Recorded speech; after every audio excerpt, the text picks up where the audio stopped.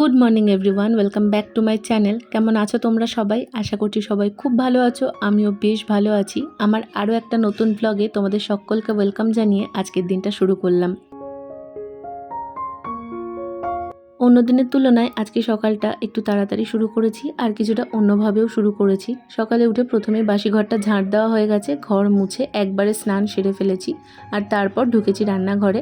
আর এইখান থেকে তোমাদের সঙ্গে আমি আজকে ব্লগটা শেয়ার করছি, কারণ আজকে না রান্নাঘরটাও একটু ক্লিন করতে হবে, প্লাস এই যে 2 মাস ছিলাম না, ফ্রিজটাও পরিষ্কার করা হয়নি। ফ্রিজটার ভেতরে বরফ জমে একদম বাজে অবস্থা, পুরো মোটা মোটা হয়ে লেয়ার পড়ে গেছে বরফের, মানে জমাট বেঁধে আছে, তো ওটাকে পরিষ্কার করতে হবে। আর তোমাদের তো আমি আগের দিনই বলছিলাম সব মশলাগুলো আমি ফেলে দিয়েছি, কারণ মশলার ভেতর পোকা ধরে গেছিলো। তো তারপর এখানে ভালোভাবে মশলাগুলোকে ঢেলে আবার এই কোটোটা রিফিল করছি। তার সাথে মশলার কোটোগুলোর অবস্থাও খুবই খারাপ, সেগুলোতে তেল ছিটে পড়েছে, কোথাও ধুলো পড়েছে, সেগুলোকেও পরিষ্কার করে রান্নাঘরটাকে একটু ঠিকঠাক করব। আসলে এতদিন বাড়িতে ছিলাম না, সব কিছু গুছিয়ে ঠিকভাবে রাখাও হয়নি, তো সেই জন্য একটু নিজের হাতে নিজের সংসারটাকে গুছিয়ে নেব আর কি। সবটাই তোমাদের সাথে আগে আগে শেয়ার করব, দেখতে থাকো, স্কিপ করো না। আশা করছি আজকের ভিডিওটা তোমাদের ভালো লাগবে।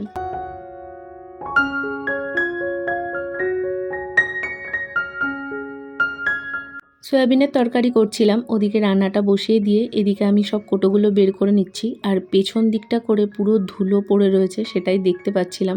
তবে শুধু ধুলোই নয়, তার সঙ্গে মাকড়সা আরশোলা ভালোভাবে এখানে ঘর সংসার পেতে ফেলেছে, তো ওগুলোকে সমস্ত বের করে পরিষ্কার না করলে এই জায়গাটা ঠিকঠাকভাবে ক্লিন করা পসিবল না। তবে প্রথমে আমি কোটোগুলোকে বের করে নিয়েছি, আর এরপর এগুলোকে একটু পরিষ্কার করে নিচ্ছি। কোটোর ভেতর যে জিনিস ছিল সেগুলোকে বের করব না, ওপর থেকেই ভালোভাবে আমি এখানে পরিষ্কার করছি। জলের মধ্যে সামান্য পরিমাণ সার্ফ দিয়ে ওটার মধ্যে একটা সুতির কাপড় ভিজিয়ে নিয়ে আমি কোটোগুলোকে একবার করে মুছতেই এগুলো বেশ সুন্দর উঠে যাচ্ছিল। তবে তারপরে কিন্তু আমি আরেকবার করে জল ন্যাকড়া দিয়েও মুছেছি। এই ভেতরের জিনিসগুলো কিছুই বের করিনি, কারণ তার খুব একটা প্রয়োজন হয়নি। আর এদিকে আমার তরকারিটাও হয়ে গেছে, তো একসঙ্গে না দুটো দিকই করছিলাম, কারণ একটা কাজ পুরো সেরে আর একটা কাজ করব, এরকম করতে গেলে না অনেকটা লেট হয়ে যেত।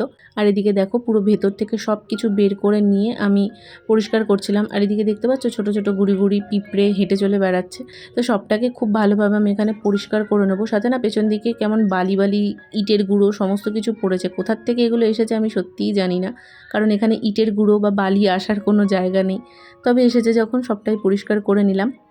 সত্যি কথা বলতে আজকে একটা অনেক বড় কাজ হলো। এই রান্নাঘরটা এরকম অপরিষ্কার, আর তার মধ্যে ওই মাকড়সা আরশোলা দেখে না আমার প্রচণ্ড অসহ্য লাগছিল। তো জায়গাটা বেশ সুন্দর করে গুছিয়ে যে কোটোগুলো আগে দরকার সেগুলোকে আগে রেখেছি, আর যেগুলো দরকার নেই খুব একটা সেগুলো পেছন দিকে রেখেছি।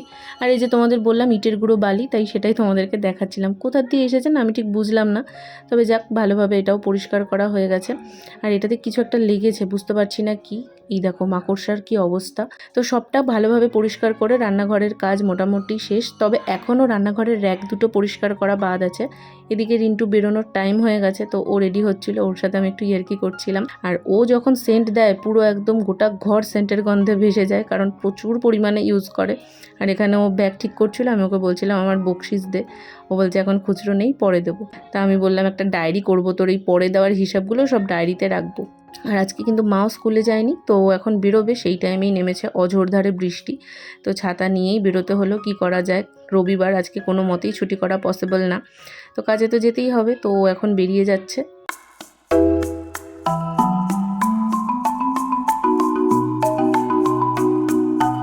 আর আজকে রান্নাঘরটায় একটু কাজ হওয়ারও কথা আছে। কি কাজ আমি তোমাদের পরে দেখাবো। আসলে এতদিন তো তোমরা দেখেইছিলে রান্নাঘরে যেখানে আমি রান্না করি, মানে গ্যাস ওভেনটার পেছন দিকে দুটো পিসবোর্ড দেওয়া ছিল যাতে তেল না ছিটকায় দেয়ালে, কারণ দেয়ালটাতে তো কালার করা নেই। তো সেই জন্য ওই জায়গাটাতে ভালো করে সিমেন্ট দিয়ে কালার করে দেওয়া হবে। আর এদিকে এখন আমি লেগে পড়েছি ফ্রিজটা পরিষ্কার করতে। ফ্রিজটার অবস্থা আমি তোমাদের একবার দেখাই, কতটা মোটা লেয়ারে বরফ জমেছে দেখো। কাল রাত্রিবেলা ডিফ্রস্ট করা হয়েছে, তো পেছন দিকে যে মানে জল জমার যে জায়গাটা থাকে সেটা পুরো ভরে গেছে। ওটা উপচে পড়ার আগে আমি একবার পরিষ্কার করেছি, আবারও প্রায় ভরে এসেছে। তো এতটা বরফ যদি আমি ওই গলে জল হবে সেই ভরসা করি, 7 থেকে 10 বার হয়তো ওটা পরিষ্কার করতে হবে। কতটা মোটা মোটা লেয়ারে জমেছে বরফগুলো আশা করি তোমরা বুঝতে পারছো। তো সেই জন্য আমি ঠিক করেছি এরকমভাবে চামচ দিয়ে হালকা করে চাপ দিয়ে দিয়ে আর কি বরফগুলোকে যেরকমভাবে ভেঙে বেরোচ্ছে ওভাবেই ফেলে দেবো। আর এদিকে মারা কাজও করছে। তো সেটাও একটু একটু গিয়ে গিয়ে দেখছিলাম। রান্নাঘরটায় আসলে গ্যাস জ্বলে, তো যেই জায়গাটায় গ্যাস জ্বালানো হয় তার ঠিক ওপরের টিনটা কালো হয়ে যাচ্ছে, তো ওভাবে নষ্ট হয়ে যাবে তাড়াতাড়ি। তো সেই জন্য ওই ওপরটাতেও একটা কিছু প্রোটেক্টার দেওয়া হবে, মানে ফ্রিজটা যখন কিনেছিলাম তার যে বক্সটা ছিল, আউটার কার্ডবোর্ড বক্স, সেইটাকেই ওই ওপরটায় দিয়ে দেওয়া হবে, তাতে তাপটা ডাইরেক্ট টিনে লাগবে না।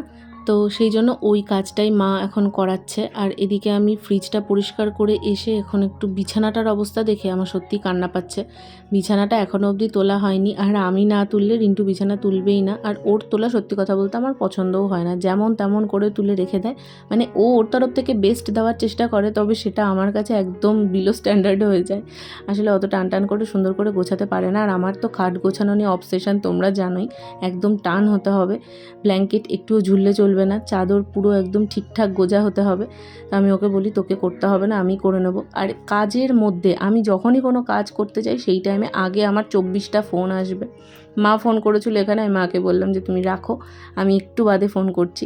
আর এদিকে আজকে বক্সটা বের করেছি, ওটাকে চার্জ দিতে হবে। এই 2 মাস না বক্সটা কেউ চার্জ দিয়েছে না গান শুনেছে, কে শুনবে বলো? রিন্টু তো কাজ থেকে এসে আমার সাথে ফোনে কথা বলতো, কাজে যাওয়ার সময়ও তাড়াহুড়ো, ফলে ওর গান শোনাই হতো না, আর গান শোনেনি বলে চার্জও দেয়নি, পুরো একদম চার্জ নেই এটাতে।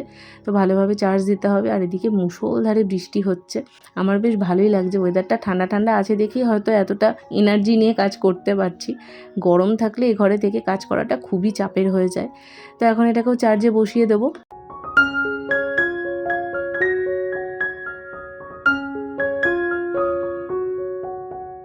বিছানাটা এদিকে আমি ঠিকঠাক করে গুছিয়ে নিয়েছি, তবে সেটা আজকে আর তোমাদের সাথে শেয়ার করিনি। আর বহরমপুর থেকে এই কুশন দুটো তো আমি নিয়ে এসেছি। এই কুশন দুটোর জন্য আমার একটা কভার কেনার খুব ইচ্ছা আছে, তোমাদের আমি ও বাড়ি থাকতেই বলেছিলাম। এক ধরনের বোহেমিয়ান কভার আছে যেগুলো কেনার আমার খুব ইচ্ছা, তো দেখা যাক আস্তে আস্তে কিনবো। আর এদিকে এটা চার্জে বসিয়ে দিয়ে এখন আমি খাটটা একটু ঝাঁট দিয়ে নিলাম। আর এদিকে দেখতে পাচ্ছ কতটা পরিমাণ বৃষ্টি হচ্ছে, আর এই কাকুই আমাদের বাড়িতে কাজ করছেন।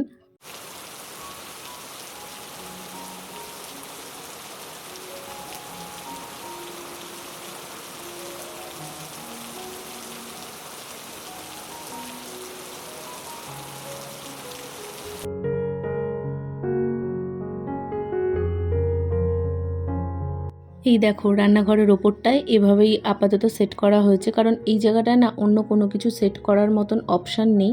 পরে যখন ওই ফলস সিলিং বা যদি প্লাই বসানো হয় তাহলে তো ওটা ঠিক হয়ে যাবে, সেটা এই মুহূর্তে পসিবল না। আর রান্নাঘরের ওই দিকটায় এখনও কাকু সিমেন্টের কাজ করছে। আর বৃষ্টিটা এত জোরে নেমেছিল, আমি ঘর গোছাতে গোছাতেই চলে গেছিলাম ওদিকে, তাই এসে আবার এখন ঘরটা ঝাঁট দিয়ে নিচ্ছি। আর রান্নাঘরের কাজটা কমপ্লিট হয়ে যাক, তারপর আমি অবশ্যই তোমাদের সাথে শেয়ার করব।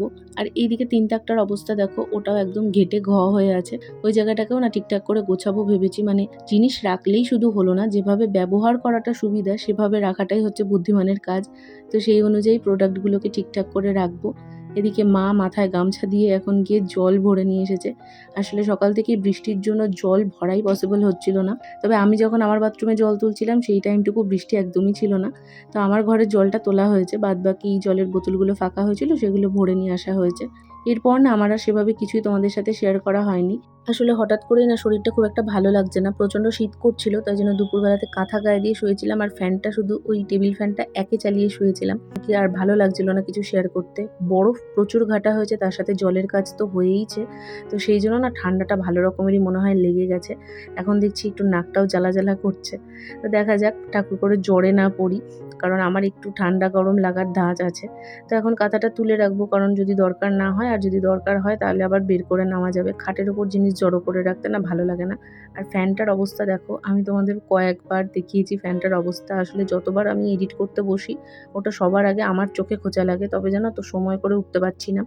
মানে সময় করে উঠতে পারছি না বলাও ভুল হবে, এই দিকের কাজগুলো সেরে ওটা নিয়ে আর বসতে ইচ্ছা করে না। তো এগুলোকে সব গোছানো হয়ে যাক, তারপরে আমি ভেবেছি ওটাকে ঠিকঠাক করব। ওটা করতেও যথেষ্টই খাটনি হবে, কারণ একদম কালো হয়ে গেছে ব্লেডগুলো। আর এদিকে মা এখন সন্ধে দিচ্ছে। আর সেদিন মেলা থেকে এই যে জিনিসগুলো কিনে নিয়ে এসেছি সেগুলো মাটিতে গড়াগড়ি যাচ্ছে। তো মা বলছিল এখনও কেন তুলিস নি, আমি বললাম আমার দেখানো হয়নি ভিডিওতে, তাই জন্য তোলাও হয়নি। তো ওগুলো তোমাদের অবশ্যই দেখাবো। গুড ইভিনিং, বাচ্চা এখন 8:30। গেছিলাম একটু বাজারে, টুকটাক কিছু জিনিস আনার ছিল, সেগুলো নিয়ে এসেছি। আজকে দুপুরবেলাতে আমার একটা পার্সেল রিসিভ হয়েছে। ফ্লিপকার্ট গ্রসারি থেকে 3টে জিনিস অর্ডার দিয়েছিলাম, তো সেই 3টে জিনিসই আজকে এসেছে। এবার যখন এসেছে তারপরে তোমাদের সাথে আর শেয়ার করা হয়নি, কারণ মুষলধারে বৃষ্টি পড়ছিল আর আমি ওই টাইমে একদম জমিয়ে ঘুম দিয়েছি। মানে এই পার্সেলটা আসারই ওয়েট করছিলাম যে আসুক তারপরে ঘুমাবো, তো এসেছে, তারপরে আমি ঘুমিয়ে গেছিলাম। এখন এই একটু বললাম না বাজারে গেছিলাম, বাজার থেকে এসে ফ্রেশ হয়ে এখন বসেছি, তোমাদেরকে জিনিস কটা দেখাবো, তারপর সব কিছু গোছগাছ করবো। আমাদের এই পেস্টটা এর আগেও আমরা নিয়েছিলাম এ বাড়িতে, তো পেস্টটা বেশ ভালো। ডাবরের পেস্ট তো সবাই জানে ভালো, তো এটা ওই সেভার প্যাক ছিল, ফ্যামিলি সেভার প্যাক এরকম সামথিং, তো দুটো একসঙ্গে নিলে কিছু একটা অফার চলছিল যেটাতে হিউজ ডিসকাউন্ট, মানে এই 3টে জিনিস মিলিয়ে আমার পড়েছে 165 টাকা। এবার এটার অ্যাকচুয়াল প্রাইস আমি তোমাদের বলি, এটার অ্যাকচুয়াল প্রাইস হচ্ছে 230 টাকা, সেটা আমার মোটামুটি ওই 199 টাকা পড়েছে। তো এটা একটা নিয়েছি, এটার মধ্যে এরকম দুটো প্যাক আছে, এক একটা মনে হয় 150 গ্রামের, আমি যদি ভুল না হই, না 175 গ্রাম, 175 গ্রামের এক একটা, তো দুটো আছে একসঙ্গে। তো এটা আমার একটা নেওয়া হয়েছে, আচ্ছা পরে খুলছি। আর একটা নেওয়া হয়েছে এই থিক চিড়ে, যেটা আর কি মানে পোহা, ফরচুনের নিয়েছি। এটা 60 টাকা দাম ছিল, এটা আমাকে অফারে দেখাচ্ছিল 30 টাকা কি 33 টাকা এরকম। তো চিড়েটা থাকলে একটু বই পোহা টোহা বানিয়ে খাওয়া যায়, বা এমনি নর্মাল চিড়ে ভেজেও খাওয়া যায়। তো এর আগেও আমি এই থিক চিড়েটা নিয়েছিলাম, বেশ ভালো, মানে ফরচুনের কোয়ালিটি তো অবভিয়াসলি ভালো হবে। তো এই একটা নিয়েছি, আর নিয়েছি দুটো স্যুপের প্যাকেট। এই স্যুপগুলো খেতে আমার দারুণ লাগে, ও বাড়িতেও তো নিয়েছিলাম একটা, দেখেছিলাম। তো এই স্যুপের প্যাকেটগুলো এখানে না বড় প্যাকেটটা পাই, এই ছোট প্যাকেটগুলো আমি এখানকার কোনো দোকানে পাই না। সন্ধ্যাবেলা বেশ এক প্যাকেট বানালে খাওয়া হয়ে যায়। তো এই নরের স্যুপগুলো নিয়েছি, এটা হট অ্যান্ড সাওয়ার ভেজ। আমি ও বাড়িতে যেটা নিয়েছিলাম সেটা হচ্ছে মানচাউ এরম সামথিং কিছু একটা ছিল, তো ওটা না বেশ ইয়ামি লাগে। এই বাড়িতেও দুবার নিয়েছিলাম আমি ওটা, একটা ওটা নিয়েছিলাম আর একটা সুইট কর্ন নিয়েছিলাম। সুইট কর্নটা আমার অতটা ভালো লাগেনি, তো এটা ফার্স্ট টাইম ট্রাই করবো, দেখি কালকে যদি পারি তো বানাবো, নাহলে আরেকদিন যখন বানাবো অবভিয়াসলি তোমাদের সাথে শেয়ার করব। আচ্ছা তোমরা স্যুপ বানালে কি কি দাও তার মধ্যে আমাকে একটু কমেন্ট করে জানিও। ডিম দেয় আমি জানি, আর ডিমটা আমি দিই না। আর চাউমিনও দেখেছি আমি ভেঙে দিতে স্যুপের মধ্যে। এমনি কোনো ভেজিস দেয় কিনা বা শুধু এটাই বানিয়ে খাও কিনা আমাকে অবশ্যই কমেন্টে জানিও। তো যাই হোক, আজকের ব্লগটা আমি আর বেশি বড় করব না, কারণ সে সকাল থেকে চলছে। এরপর একদম নর্মাল রুটিন, ওই ডিনার করব। ডিনারে তো দেখিয়েছিলাম তোমাদের দুপুরবেলাতে আজকে সয়াবিনের তরকারি হয়েছিল, সেটাই আছে। রুটি নিয়ে আসা হবে, ডিম ভাজা করে নেবো, আলু ভাজা আছে। তো সেই জন্য ব্লগটা ভাবছি এখানেই এন্ড করে দিই। ব্লগটা কেমন লাগলো অবশ্যই একটা কমেন্টে জানিও। দেখা হচ্ছে খুব শিগগিরই নতুন কোনো ভিডিওতে। আজকে তবে আসি, হ্যাঁ, টাটা।